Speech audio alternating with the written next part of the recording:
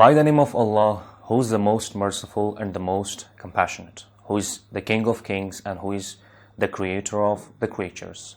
Once again, welcome back. And I hope everyone will be fine and safe and sound. So today we are going to study Grade 12 English book, Unit 3, Lesson 1 on pages 29 and page 30.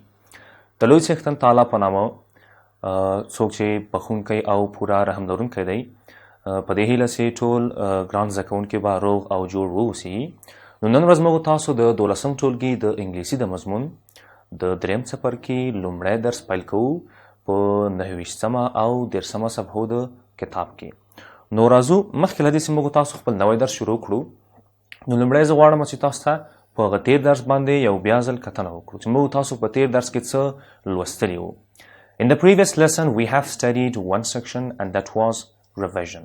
که هیر کړی مو نه وي، موږ تاسو په تیره ورځ کې یو موضوع لوستلی وه او هغه موضوع هم ریویژن و، یو بیا کتنه و په ګرامر درس باندې. موږ تاسو ګرامر لوستلی و د ټک کوېسچن په اړه. ټک کوېسچن موږ تاسو لوستی و چې دا هغه کوچني پوښتنې دي چې د مثبتو جملو یا هم د منفي جملو په آخر کې راځي، او دا هغه وخت کې موږ پوښتنه کوو چې زموږ امید او توقع دا وي چې دغه مخاطب کوم نفر نه چې موږ تاسو دغه جمله ورته وایو، دا سوال کوو، هغه موږ ته مثبت جواب راکړي. مثلا زه وایم I teach English. I teach English. زه انګلیسي تدریس کوم. ګورئ دا جمله مثبته ده. لومړی تاسو جمله معلومه کړئ چې دا مثبته ده که منفي ده. دا جمله مثبته ده، وروسته د هغې تاسو معلوم کړئ چې دا کوم زمانه ده، کومه زمانه ده، حال زمانه ده، تیره زمانه ده، راتلونکې زمانه ده، څه شی ده. نو زه وایم I teach English، دا حال ساده زمانه سواله. نو تاسو اوس پیدا کړئ چې په حال ساده زمانه کې موږ او تاسو کوم مرستندویه فعل استفاده کوو. که هیر کړي مو نه وي، موږ تاسو په تیر درس کې لوستلي وو چې په حال ساده زمانه کې موږ تاسو ډو او ډز استفاده کوو. نو را به اول به سبجیکټ پیدا کړئ. سبجیکټ څه ده؟ آی. بیا به تاسو وګورئ چې د آی سره ډو استفاده کیږي او که ډز استفاده کیږي. نو موږ تاسو لوستي یو که چیرته د جملې سبجیکټ یا فاعل هی شي اټ یا هم مفرد نوم وي، نو د دې سره ډز استفاده کوو، او که چیرته د جملې سبجیکټ آی یو وی دی او جمع نوم وي، نو د دې سره موږ تاسو باید ډو استفاده کړو. نو اوس راځم، سبجیکټ آی ده، باید موږ تاسو ورسره ډو استفاده کوو. I teach English. ښه، جمله مثبته سواله. موږ تاسو ولوستل چې د جملې د مثبتې جملې ټک کوېسچن باید منفي اوسیږي. نو د آی سره ډو راځي، د ډو منفي حالت کې زه وایم don't. I teach English don't. او د don't څخه وروسته لومړی بیا تاسو باید په آخر کې څه ووایئ، د جملې سبجیکټ یا فاعل. سبجیکټ څه و؟ آی و. نو په آخر کې زه وایم don't I. زه اوس وایم I teach English. زه انګلیسي تدریس کوم. don't I. آیا زه نه تدریس کوم؟ اوس زما تمه له تاسو څخه دغه ده چې تاسو باید ماته یو مثبت ځواب راکړئ په یس باندې. خو ممکن ده چې تاسو منفي ځواب هم راکړئ، مشکل نسته، کومه ستونزه نه رامنځته کوي. مثلا زه وایم I teach English. مثبته جمله شوله. don't I یعنی آیا زه نه تدریس کوم؟ نو تاسو په ځواب کې ماته وایئ yes you do، یعنی هو تاسو تدریس کوئ، او کوئ چې نه no you don't. نو دا زموږ تاسو د تیرې ورځې د ریویژن درس و چې موږ تاسو یو بیا ځل تکرار په ګرامر باندې کړی وو. نو له دې څخه دمخه چې موږ تاسو خپل نوی درس شروع کړو، نو لومړی تاسو موږ خپلې کورنۍ دنده راواخلئ او د میز پر سر یې کېږدئ تر څو زه یې وګورم. هیر کړي مې نه وي، ما تاسو ته کورنۍ دنده درکړې وه چې تاسې به د ټک کوېسچن لپاره 3 جملې لیکئ. نو کورنۍ دنده راواخلئ. آفرین بلال، کورنۍ دنده راواخله. آفرین احمد الله، آفرین. ښه، اوس راځو، که د تیر درس په اړه تاسو کوم سوال یا ستونزه یا مشکل وي، نو ماته ووایئ، زه به انشاءالله تاسو ته بیا دلته تشریح کوم. هېڅ مشکل نشته. ښه، پوښتنه نه لرئ؟ نه څه مشکل؟ ښه، نو راځو مخکې ځو. لیټس موو آن. برای حمایت از ما چینل بیگم اکاډمۍ را سابسکرایب کنید و سپس زنگوله را فشار دهید تا به تمام ویدیوهای درسی ما دسترسی داشته باشید و از آنها مستفید شوید. In today's lesson we will study 2 sections. First, introduction to unit 3, then discussion. نن ورځ موږ تاسو به 2 برخې ولولو. لومړی برخه introduction to unit 3. د دریم څپرکي سره به موږ تاسو یو معرفت ولرو چې مثلا په دغه دریم څپرکي کې موږ تاسو کوم موضوعات لولو. کوم ګرامر موضوع لولو، څه لولو، کوم لغتونه لولو، یا هم کوم متنونه لولو، ریډینګز، کوم ریډینګز لولو. نو لومړی به موږ زه به تاسو هغه موضوعات تشریح کوم چې په دې څپرکي کې کوم موضوعات شامل دي. وروسته هغې موږ تاسو به ډسکشن ولرو. لومړی معرفت ته، د هغې څخه وروسته ډسکشن معنا بحث، یعنی موږ تاسو به یو موضوع باندې بحث وکړو. سوالونه دي، هغه سوالونو ته به موږ تاسو ځواب ورکړو. So let's move on. Yeah. Let's get started. نو راځو پیل کوي. Introduction to Unit 3. Transportation. At the end of this unit, students will be able to talk or discuss about aviation and its history, know the meaning of new words and use them in sentences, comprehensively read a topic, use the grammatical structure, past continuous in sentences. موږ تاسو په دې څپرکي کې د دې څپرکي په آخر کې ځینې موضوعات زده کړو. لومړی talk and discuss about aviation and its history. د هوایي چلند په اړه به بحث او خبرې اترې وکړو. know the meaning of new words and use them in sentences. او نوې کلمې یا لغات به زده کړو او په جملو کې به یې وکاروو. comprehensively read a topic. او یوه مقاله به په هر اړخیز ډول موږ تاسو ولولو. use a grammatical structure, past continuous tense in sentences. او ګرامري او جوړښت ته یا هم تیره جاري زمانه به موږ تاسو ولولو او هغه به په جملو کې وکاروو. نو دا زموږ تاسو هغه موضوعات دي چې نن ورځ به موږ تاسو په همدې څپرکي کې ولولو انشاءالله. Yeah. Transportation, getting from one place to another. اوس راځو transportation لپاره راځو. transportation متوجه د هغه سیستم لپاره استفاده کیږي کوم چې د حمل او نقل لپاره استفاده کیږي. getting from one place to another. څنګه له یو ځای څخه موږ تاسو بل ځای ته لاړ شو، د یو ځای څخه بل ځای ته تګ. راځو ډسکشن لومړی بحث کوو چې موږ تاسو څنګه کولی شو له یو ځای څخه بل ځای ته ولاړ شو. ګورئ دلته تاسو په دې تصویر کې وینئ دا د کابل هوایي ډګر دی. نو تاسو وینئ چې کله چې موږ غواړو د یو ځای څخه یو لرې ځای ته، مثلا د یو ولایت څخه بل ولایت ته یا د یو هیواد څخه بل هیواد ته سفر کوو، نو موږ تاسو د طیاره کې موږ تاسو سفر کوو. Now, we have discussion brothers. First, part A. Discuss about aviation and history of transportation with your teacher and answer the following questions. Number 1. How long did men dream of flying in the air? Where was the first bird-shaped flying device made? Number 3. When did the first commercial flight take place?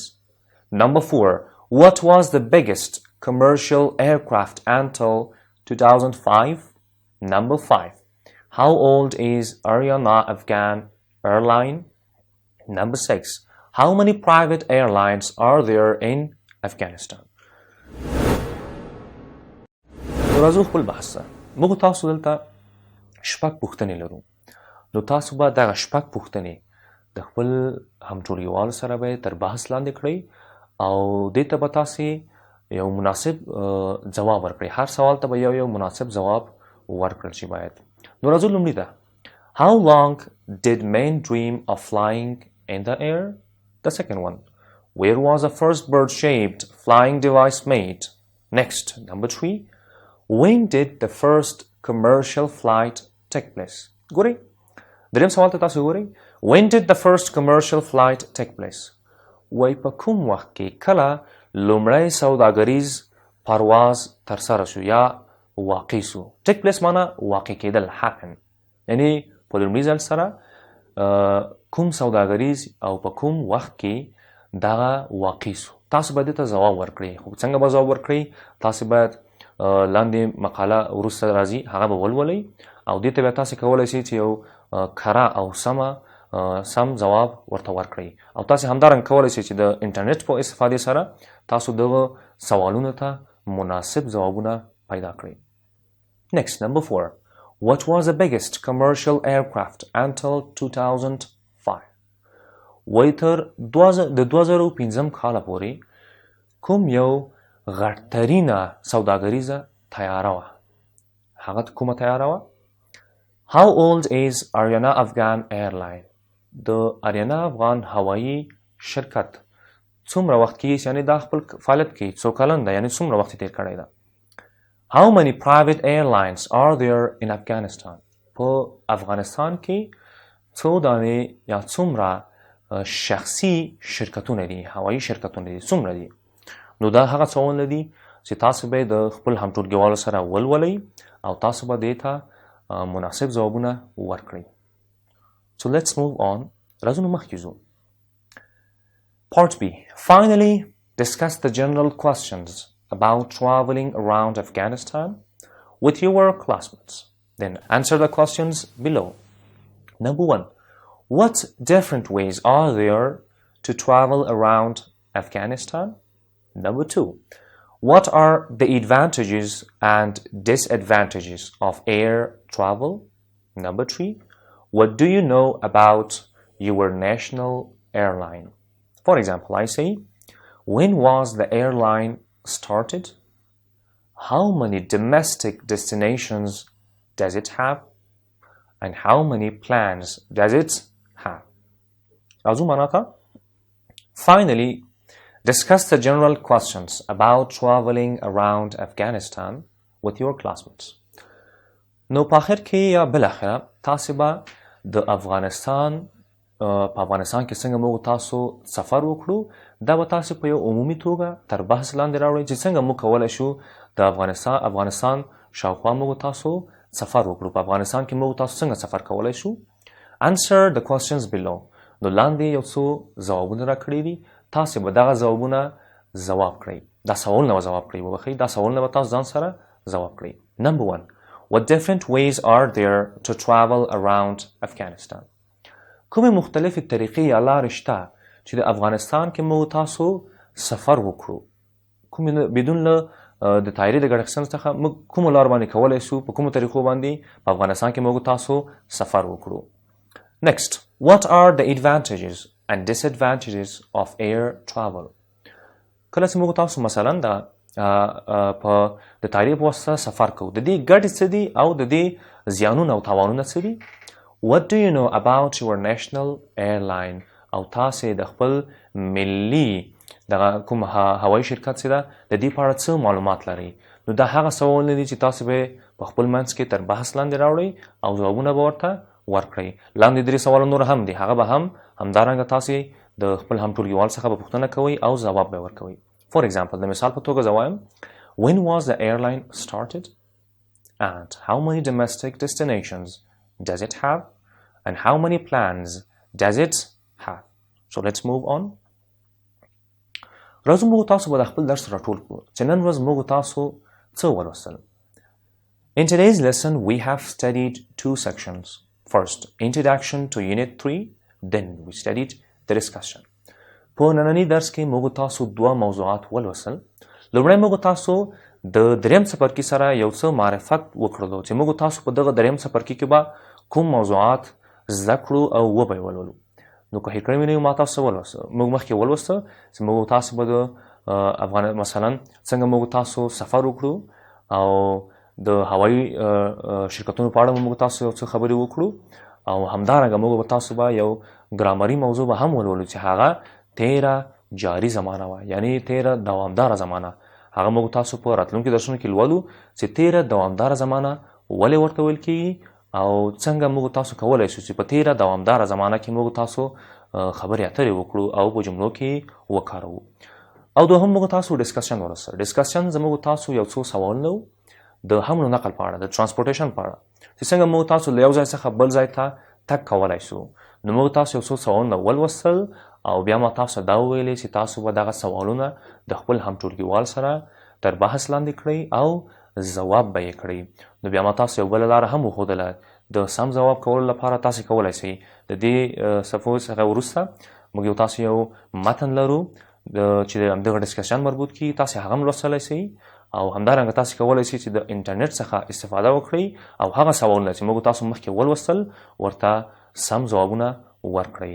نو دا زموږ تاسو د نن ورځې درس و. So let's move on. ځو مخکې.